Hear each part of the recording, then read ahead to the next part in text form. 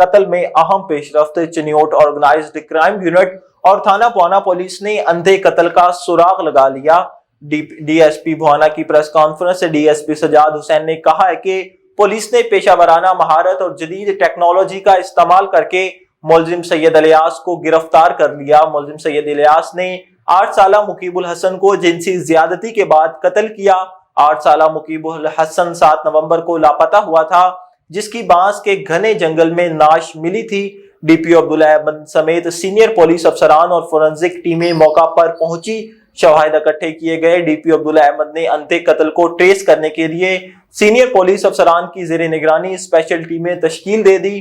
Police टीमों ने पेशावराना महारत और जदीद टेक्नोलॉजी की मदद से 24 घंटों के अंदर मुलजिम को गिरफ्तार कर लिया। उन्होंने मजीद कहा कि मेयारी तफ्तीश को यकीनी बनाते हुए दरिंदा सिफत इंसान को कैफिर किरदार तक पहुंचाया जाएगा। डीपीओ अब्दुल्ला अहमद की तरफ से पुलिस टीम में शामिल पुलिस अफसरान व एहलकारों के लिए इनामात का ऐलान किया गया।